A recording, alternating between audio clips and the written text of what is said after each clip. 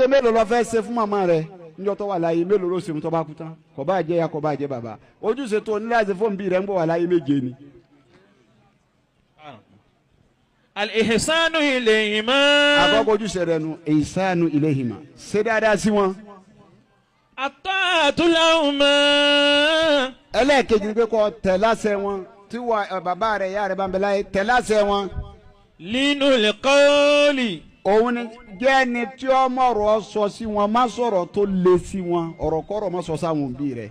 habdul jinai. Wọ́n yí apá rẹ̀ ńlẹ̀ fún wa. al-infaqu lahuma. Wà á náwó lé wọn lérí, báwa náà ṣe náà lé ọ lérí kékeré. adamu isaima. Ọ̀sùn gbọ́dọ̀ fara ni wọ́n bí ṣé wù kọ́ ma. adifa'u anhuma. Wọ́n bú bàbá rẹ̀ lọ́jọ́ kú rí ò tí ì pé, kí ló ń ṣe láyé? Hadifa anhuma. dìfẹ́ǹdì wọn. Òun lọ́fà ń jẹ́ tí wọ́n rò pé Abu Tọ́líbì tó kú, tí wọ́n rò pé ó ti kú àwọn ọmọ ayọ̀ ọgbọ́n tí sẹ́yìn náà á lè wí fún wọn ni. Sẹ́yìn náà lè jẹ́ oyé wọn yí pé tí Abu Tọ́líbì bá kú, tẹ́ wá bẹ̀rẹ̀ sí ní yọ Abu Tọ́líbì nítorí pé ó kú, ó lóun ò ní sùn òun ni wo tí wọ́n fi mú ìdà kọjá lẹ́ni tí wọ́n fi bẹ̀ yín. Ó dìfẹ́ǹdì àwọn òbí ẹ̀. Bọ́ bá ṣe méje yìí fún ọ tí wọ́n máa ń bẹ láyé tí wọ́n bá kú tán ọ wá kú mẹ́ta. Tí ó fi jẹ́ mẹ́wàá, mẹ́ta ni àkọ́kọ́ ń bẹ. ad-du'a'u lahuma. Àkọ́kọ́ nìyẹn. Ad-du'a'u lahuma. Amaliki Sàdúà. Rabi'a. Wọ́n lọ wá látọ̀rọ̀ Málíkì ọmọ Rọ̀bí. qala ja'a rajulun ila an-nabi sallallahu alayhi wa sallam fa qala ya rasulallah. Wọ́n lọ wá sọ pé wà láyé Ọlọ́run. hal baqiya min birri abawayya shay'un abarruhuma bihi ba'da mawtihima. Wọ́n ní wọ́n ti lọ, àwọn bí wọ́n ti lọ. Ìjọ tún wù ká máa ṣe fún wọn gbà wọn ti lọ tán, ṣé bá a bọ́ nù. qala na'am. Ànábì ní náà mò ń gbọ́. as-salatu alayhima. Ànábì náà kó ojúṣe rẹ̀ fún wọn kì í tán o. As-salatu. alayhima wal-istighfaru lahuma. Ànábì náà máa ṣàdúrà as-salatu fún wọn ó sì máa ṣe istighfaru fún wọn. wa infazu ahadihima min ba'dihima. wasilatu rahimi allati la tuzalu illa bihima wa ikrami sadiqihima rawahu Abu Dawud. Ànábì nínú tó máa ṣe fún wọn nù. Tẹ́bí wọn ṣe àwọn tọ́jà láti wo tí wọ́n bá sopọ̀ wọn tó kó ọgbọ́dọ̀ ké mọ́ge kó bàjẹ́ bí ọtọwọ́ rẹ̀ já gbogbo àwọn tọ́jà àwọn ọ̀rẹ́ wọn lọ bẹ̀ wọ́n wò kí wọ́n mọ wá rí ọ bí wọ́n ṣe ń rí inú wọn mọ wá dùn wọn wá ní fìlì pé kò sí mọ́ pé ọmọ lágbájá lọ wá kí mi yìí. as-sadaqatu. Sàrà ẹlẹ́kẹta kọ́hún. ẹlẹ́kejì sàrà tó bá ṣàdúrà láwùkọ́ sàrà ẹlẹ́kejì ni tó ṣe fún wọn. qala rasulullahi sallallahu alayhi wa sallam li ashabihi. Ànábì wọn lọ sọ báyìí pé fún àwọn sàábì ẹ̀. isna'u ta'ama li ahli Jafarin. Nígbà tí Alu Jafari kú wọn wá rójú pé á jẹ àmù wọn là Ànábì ní ẹsẹ̀ ń jẹ fáwọn Alu Jafari o. fa innahu qad asabahu ma yahummuhu. Ànábì ní ìtótó wọn gẹ̀ẹ́ ti bá wọn wọn ò ní ráyè à ń dáná lónìí èyí ò làwọn àmì ọ̀gbọ́n ìdáná bí òkú síkọ́ skálà yọ wá dòkú ni.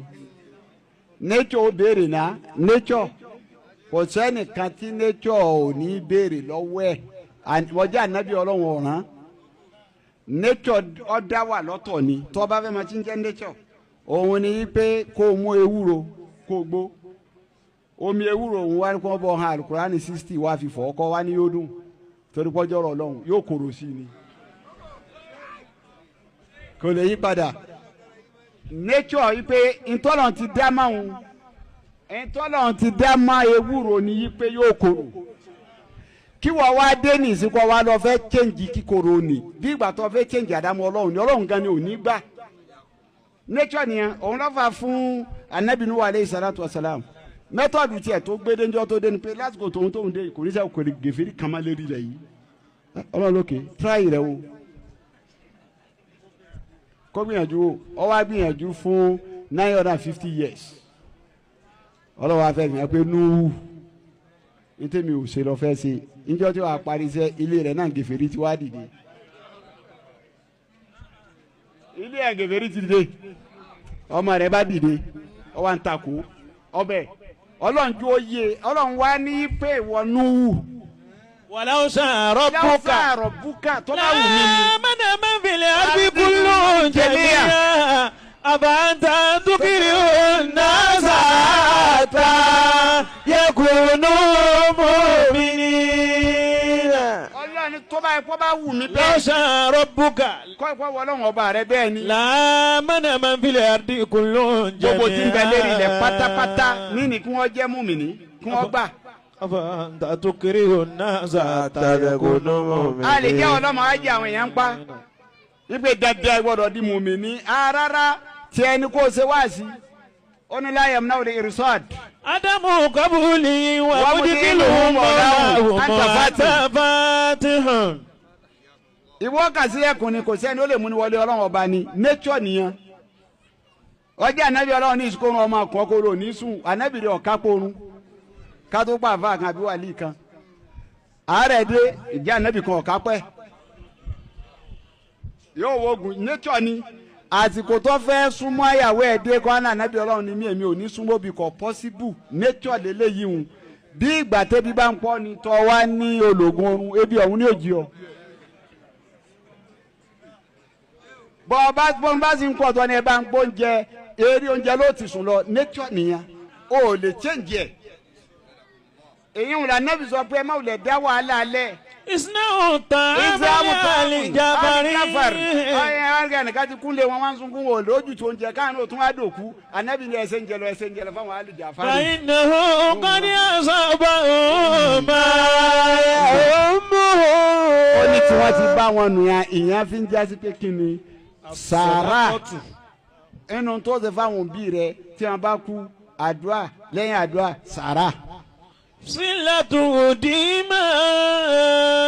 ẹlẹ́kẹ̀ẹ́ta ni pé sọ ẹbí wọn pọ̀ gbogbo àwọn olùfẹ́ wọn tí wọ́n jẹ́ àwọn olùfẹ́ bàbá rẹ olùfẹ́ màmá rẹ so pọ̀ bí àwọn tó bí ọ ṣe ń ṣe fún wọn tíráì kò ṣe fún wọn bẹ́ẹ̀ fíìlì fún wọn gbogbo ní Islam tírẹ́ẹ̀nì wa yìí ni pé a ní o fíìlì fáwọn òbí rẹ